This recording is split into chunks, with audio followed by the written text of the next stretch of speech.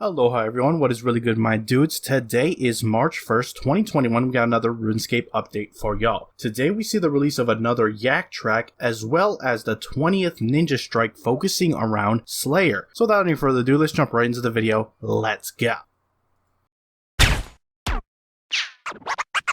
Cats is the illest. What you talking about, Willis?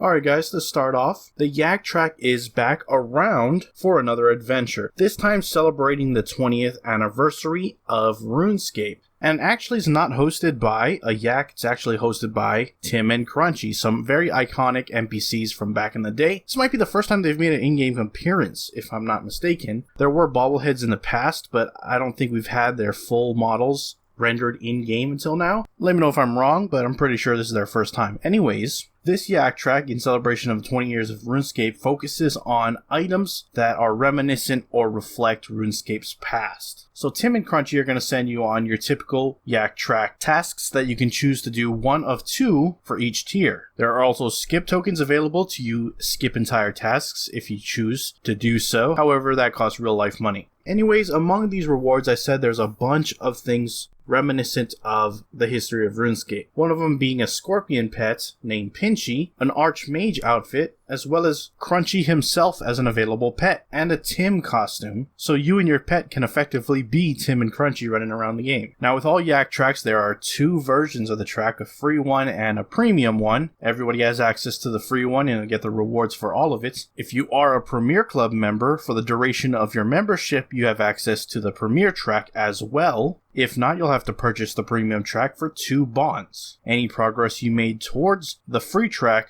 will unlock the premium track rewards upon purchase. This time around, there is a new Gain Hunter XP, which will allow you to do things like Big Game Hunter to progress towards your task, which will work similar to, the archaeology and revamped construction tasks from last time. There's also Gain XP tasks for Slayer and Dungeoneering as well. And that's pretty much it. That's all you really need to know. Other than that, it's pretty standard in terms of Yak tracks. If you've seen them in the past, you know exactly what to expect. So hop in game, check it out, and start earning those cosmetics. Moving on, I now want to talk about the Ninja Strike with today's update that focuses around Slayer. So let's look at what they have done for the skill. Starting off with some general improvements, Maskna and Vanaka have actually switched places in the pecking order. Vanaka is now a level 30 and above combat Slayer Master, and Maskna is now 50 and above. Their Slayer task lists have been changed to accommodate their new level band. And Vanaka has actually moved out of the Edgeville dungeon to the ruins just south of Edgeville. Mandrith has also joined him there, just south of that bank. Slayer Masters will now recommend the best Slayer Master to go to if you don't meet the requirements for their combat level or Slayer level. Jacqueline Manslaughter, which was previously the Burthorpe and Taverley Slayer tutor, has been moved to Lumbridge to begin training new players on Slayer. Her assignments can be completed all in the Lumbridge area. Turiel and Spraya now only assign tasks for creatures found in Burthorpe and Taverley to make it easier for new players. Moving on to Slayer quality of life improvements, Moss Giants now attack with melee and are weak to fire spells. Fire Giants now attack with melee and are weak to water spells. More Black Bears have been added near the body altar for ease of access for bear tasks. Crocodiles east of Sophonem have had their HP cut in half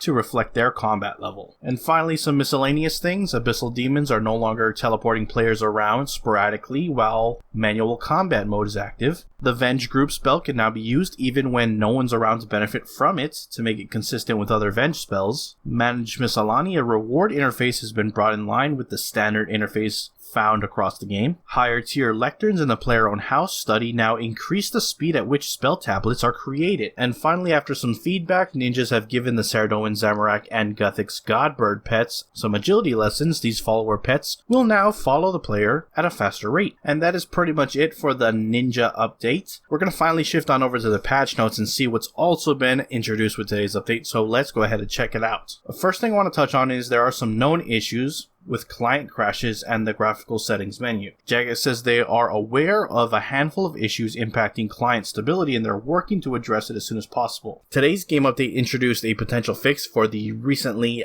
reported black screen / loading screen issues, but do let them know if you're experiencing anything like this, if it has been resolved now. And over the next coming week, team's going to be working on releasing further hotfixes to address client stability, with a focus on addressing the most commonly experienced crashes first. Also, we got the graphical settings menu. There is a bug going on where by changing the advanced graphical settings of any feature can inadvertently change the settings of the feature before it's in the list, and they are working to resolve that as soon as possible. Having said that, let's look at those patch notes. Starting off with some visual fixes. Fixed an issue that was causing the draw distance option in the graphics setting to appear twice. Fixed some issues with the settings overlay panel in the login screen. Fixed an issue with the Steam client that would cause the login UI to go missing. NPCs are no longer clipping through environment pieces during a cutscene in Azanadra's quest. Moving on to character creation. Fixed an issue with the randomize button not functioning on the facial hair section. And fixed an issue with the graphical options when running the auto setup from the character creation screen. Finally, we got some other changes. Info boxes